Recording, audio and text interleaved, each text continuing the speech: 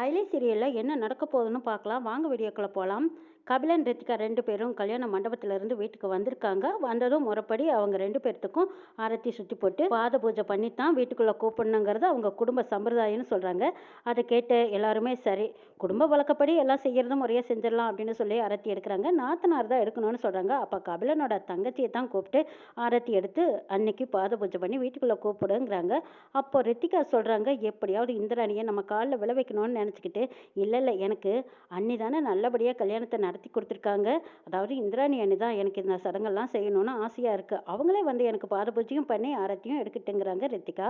இதை கேட்ட எல்லாருமே அதிர்ச்சி அடைகிறாங்க. என்னதான் ரித்திகா ஆசைப்பட்டாலும் அப்போ இந்திராணி இந்த வீட்டில் ஒரு மகாராணி மாதிரி, அவளை யார் காலையும் பிடிக்க வைக்கிறதுக்கு யாருக்குமே இஷ்டம் இல்லை. இந்திராணி ரித்திகா காலை பிடிச்சி பாத பூஜை பண்ணுறதா இதில் யாருக்குமே உடன்பாடு இல்லை. அப்போ எல்லாருமே அப்படி ஒன்று இப்படி ஒன்று சாக சொல்லி பார்க்குறாங்க. ரித்திகா இல்லை இல்லை, இந்திராணி அண்ணி தான் எனக்கு இதை செஞ்சே ஆகணும், எனக்கு அவ்வளவுதான் ஆசை அப்படின்னு சொல்கிறாங்க ரித்திகா.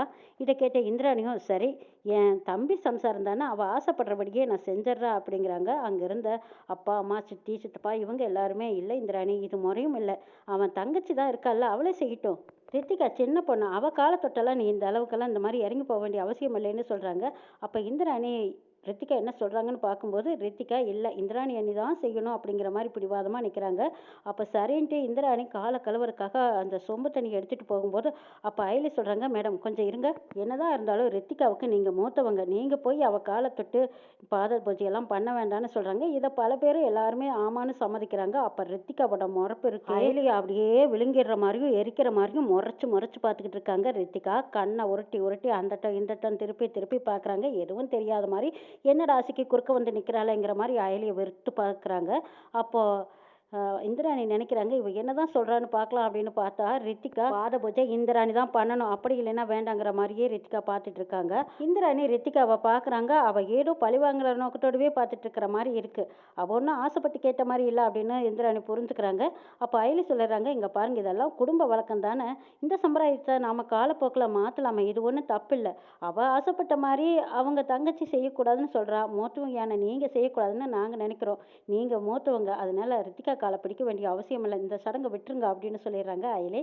அங்கே இருந்த ஜமுனா செல்லம்மா இவங்க எல்லாரும் அயலியை வெறுப்பாக பார்க்குறாங்க. ரித்திகாவும், அடி பாவி, என் காலில் விளை வைக்கணும்னு நினச்சேன், அதை விடாமல் தடுத்துட்டாலே, அவளுக்கு இருக்கு அப்படிங்கிற மாதிரி ரித்திகா முறைச்சி பார்த்துட்டு இருக்காங்க.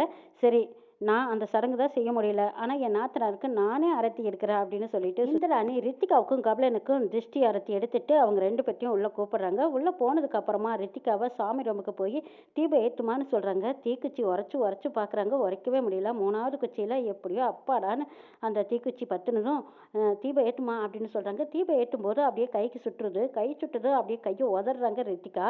என்னம்மா இதெல்லாம் உங்கள் வீட்டில் பழக்கம் இல்லையா, நீ இந்த மாதிரியெல்லாம் எதுவுமே செஞ்சது இல்லையான்னு கேட்குறாங்க இந்திராணி. எங்கள் வீட்டில எல்லாம் இந்த மாதிரி வேலையெல்லாம் செஞ்சுருக்கேன், இங்கே தான் ஏதோ பேட் வைப்ரேஷன் இருக்குது, அதனால தான் தீக்குச்சியும் நல்லா எரியல, தீபமும் பத்தலைன்னு அப்படி வெறுப்பாக பேசுகிறாங்க ரித்திகா. எல்லாத்துக்குமே ரித்திகா பேசுறது ஷாக்காக இருக்குது. இந்திராணிக்கு தூக்கி வாரிப்படுது. என்னது, வீட்டுக்குள்ளே வந்து வராதுக்கு முன்னாடி இவ்வளோ திமிரா பேசுகிறாளேன்னு பார்க்குறாங்க. இந்திராணி விடாமல் அப்படியே ரித்திகாவை மடக்கி பிடிக்கிறாங்க. ஆமாம், இங்கே இருக்கிறது உன்னோட குடும்பமே என்னோட குடும்பம் தான்.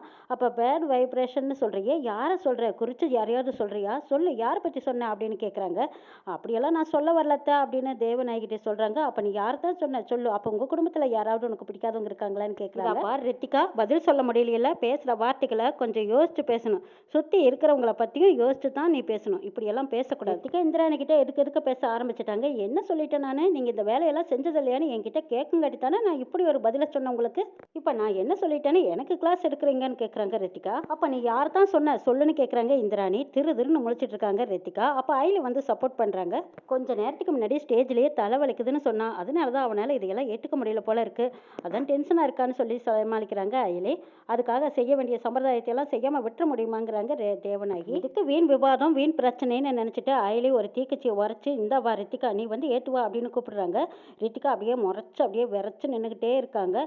எல்லாருமே பார்த்துட்டு இருக்காங்க, எதுக்கு இவ்வளோ ரித்திகாவுக்கு இவ்வளோ திமிருன்னு பார்த்துட்டு இருக்காங்க. அப்போ அயலி, வா ரித்திகா வந்து விளக்கேற்றுவா அப்படின்னு பற்ற வச்சு கூப்பிடுறாங்க. தீக்குச்சியை பற்ற வச்சு கூப்பிட்டுட்டு இருக்கும்போது அப்போ ஒரு தீப்பொறி பறந்ததும் தானே விளக்கில் எரியுது. இது எல்லாருமே பார்த்துட்டு அதிர்ச்சியாகவும் ஆச்சரியமாகவும் பார்த்துட்டு இருக்காங்க.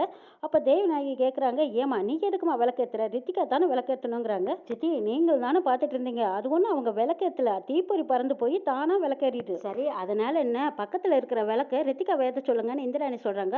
அப்போ இந்த ரித்திகா மறுபடியும் ஒரு தீக்குச்சியை வரைச்சி அயலி கொடுக்குறாங்க. ரித்திகா திமிரா அந்த தீக்குச்சியை கெட்டுட்டு திரும்ப ஒரு குச்சியை பற்ற வைக்கிறாங்க. ரித்திகாவோட திமிரு இந்திராணி வீட்டில் எல்லையில்லாமல் போயிட்டு இருக்கு. அப்போ கரெக்டாக அயலிக்கு ஒரு ஃபோன் கால் வருது. ஆஃபீஸர் தான் ஃபோன் பண்ணியிருக்காங்க. அந்த பக்கமாக போய் ஃபோன் கால் அட்டன் பண்ணுறாங்க. என்ன அயலி வர்மா தப்பிச்சிட்டானான்னு கேட்குறாங்க. ஆமாம் சார், லாஸ்ட் டைமில் எங்கிட்ட இருந்து தப்பிச்சிட்டான், இன்னொரு தடவை சிக்குவல்ல பார்த்துக்கிறேங்கிறாங்க அயலி.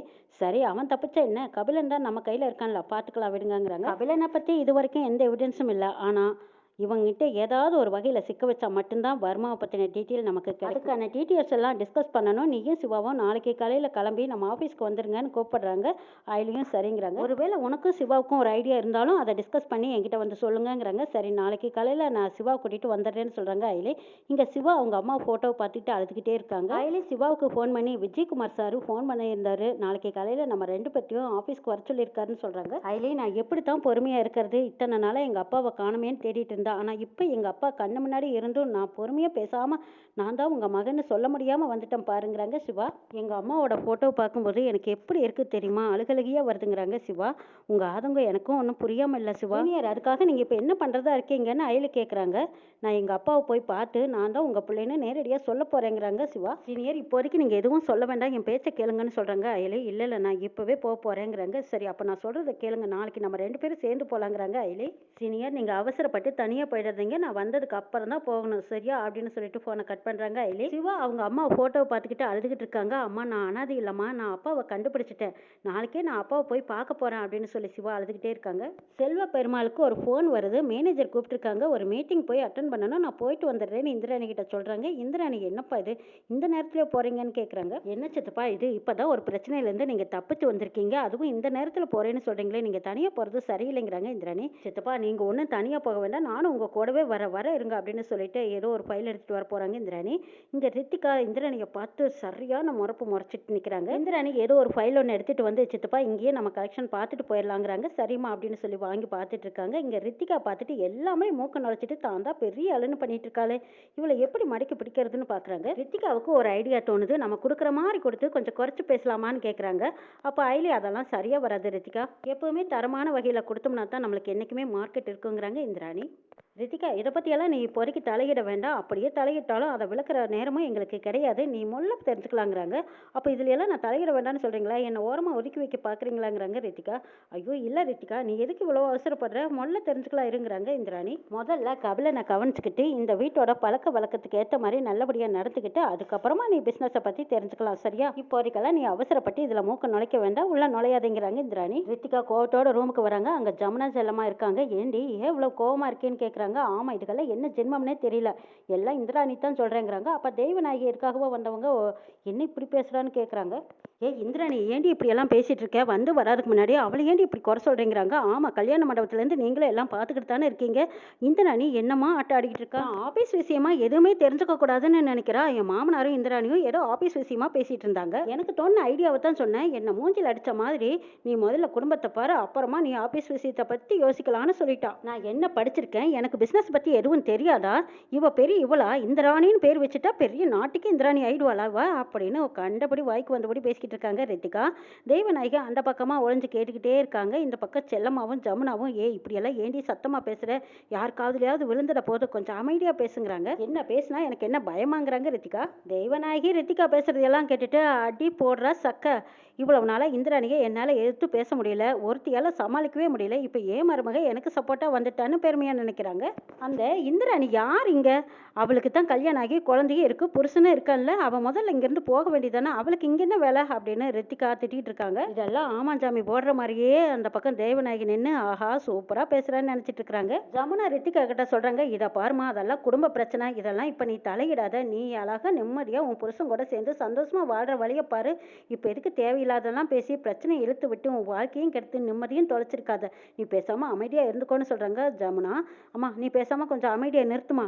நான் உன்ன மாதிரியெல்லாம் இருக்க முடியாதுமா. நானும் இந்த வீட்டுக்கு மருமக தான். செங்கோட்டு வேலவன் குடும்பத்துக்கு நானும் மருமக தான். இந்திராணியோடவே உரிமையும் அதிகாரமும் எனக்கு தான் அதிகமாக இருக்குங்கிறாங்க. ஐயோ ஏண்டி இப்படியெல்லாம் பிரச்சனை இழுக்கிற அப்படிங்கிறாங்க ஜமுனா. தேவநாயகி வெளியில் நிற்கிறத பார்த்த ரித்திகா அப்படியே பேச்சை மாத்துறாங்க.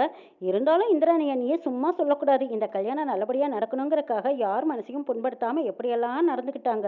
அதை நினைக்கும் போது எவ்வளோ பாராட்ட வேண்டிய விஷயம் அப்படின்னு ரித்திகா சொல்லிட்டு இருக்கும்போது தேவநாயகி உள்ளே வராங்க. அவங்கள பார்த்ததும் எல்லாரும் மரியாதையாக எழுந்திரிச்சு நின்று வாங்க நின்று வரவேற்கிறாங்க. தேவநாயகி நினைக்கிறாங்க, அடே அப்பா ஏன் மருமக என்கிட்டயே இப்படி நடிக்கிறாளே, எனக்கு சரியான மருமக தான் அப்படின்னு நினச்சிட்டு, ஆமாம் கபிலன் எங்கேன்னு கேட்டுட்டு இருக்கும்போதே கபிலன் உள்ளே வராரு. சரி பூஜை இருக்குது எல்லாரும் வாங்கன்னு சொல்லிட்டு தேவநாயகி போகவும் ஜமுனா செல்லமாக பின்னாடியே போயிடுறாங்க.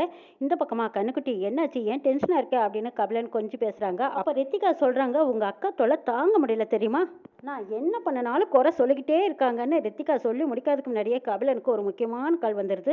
நம்பரை பார்த்ததும் கபிலன் அடிச்சு பிடிச்சி யாருக்குன்னு தெரியாத அந்த பக்கமாக வந்து நின்று சொல்லுங்க வருமாங்கிறாங்க. டே ப்ரூஸ்லியை பற்றி நான் உன்கிட்ட சொல்ல வேண்டியதில்லை, நீ கண்டுபிடிச்சு கொண்டு வருவேன்னு பார்த்தா நீ என்னடானா குடும்பத்தோட குதூகலமாக இருந்துட்டு இருக்கிறியாங்கிறாங்க. நான் வருமா நான் என்ன தான் பண்ணட்டும், கல்யாணம் முடிச்ச கையோட நான் வீட்டில் இருக்கேன், ப்ரூஸ்லி இன்னும் நான் பார்க்கவே இல்லை. நான் ஒரு கேள்வி கேட்குறேன், நான் மண்டபத்துக்கு வர்ற விஷயம் உனக்கே தெரியாது, ஆனால் அந்த ஏடிக்கு எப்படி தெரியுங்கிறாங்க. அப்போ அந்த ஏடி உனக்கு தெரிஞ்சவளா தானே இருக்கணும்னு கேட்குறாங்க வர்மன். என்ன சொல்ற, ஏடியே எனக்கு யாருன்னு தெரியாதுங்கிறாங்க கபிலன். ஏடின்னு சொல்றீங்க எனக்கு யாருன்னே தெரியலைங்கிறாங்க கபிலன். டேய் மண்டபத்தில் துப்பாக்கியெல்லாம் வச்சு என்ன ஆட்டம் காட்டினால அவளை தாண்டா நான் சொல்றேங்கிறாங்க வர்மன். அச்சோ மண்டபத்தில் நான் அப்படி யாரையுமே கவனிக்கலைங்கிறாங்க கபிலன். ஏண்டா துப்பாக்கி சத்தம் கேட்டதுமே கோலை மாதிரி என்னெல்லாம் அப்படியே விட்டுட்டு ஓடினியடா, அப்புறம் உனக்கு எப்படி தெரியும், தெரியாத மாதிரி தானே நீ நடிப்பேங்கிறாங்க வர்மன். இதா பாருடா கபிலா, உன்னை போலீஸ் அரெஸ்ட் பண்ணணும்னு கங்க நங்கட்டிக்கிட்டு அலையிறாங்க, உன்னை மட்டும் அரெஸ்ட் பண்ணிட்டாங்கன்னா அதுக்கப்புறம் நான் உனக்கு சொல்ல வேண்டியதில்லை, உனக்கே எல்லாம் தெரியுங்கிறாங்க வர்மன். ஒழுங்கா நான் சொல்றபடி நடந்துக்கோ, அப்படி இல்லையா போலீஸ் மட்டும் உன்னை அரெஸ்ட் பண்ணிட்டாங்கன்னா தட்டி கழிச்சிட்டு நான் பாட்டுக்கு போய்கிட்டே இருப்பேன், யாரோன்னு தெரியாது எனக்கு. இப்போ கூட உன் வீட்டில் 2 கிலோ தங்கம் இருக்கு தெரியுமா, நான் மட்டும் இதை போலீஸ்க்கு இன்ஃபார்ம் பண்ணேன்னு வச்சுக்கோ, நீ இருக்கிற இடமே வேறேன்னு சொல்லிட்டு இருக்காங்க. இப்படி முக்கியமான விஷயங்கள் பேசிட்டு இருக்கும்போது பின்னாடியே வந்த ரித்திகா கபிலன் கையில் இருந்த போனை டக்குன்னு பிடுங்கிடுறாங்க. வர்மா எங்க உண்மையை சொல்லிடுவாரோ, அது ரித்திகா கேட்டுருவாளோ அப்படின்னு பயந்துகிட்டு அலறாங்க கபிலன். அப்போ ரித்திகா அதிகாரத்தோட யார்கிட்ட பேசுனீங்கன்னு கேட்டுட்டு இருக்கும்போது கபிலனுக்கு வந்ததே கோவம். ரித்திகா கன்னத்துல ஓங்கி பலார்னு ஒரு அறை விடுறாங்க. இன்னும் என்னெல்லாம் நடக்க போகுதுங்கிறதையும் நாளை எபிசோட்ல பார்க்கலாம்.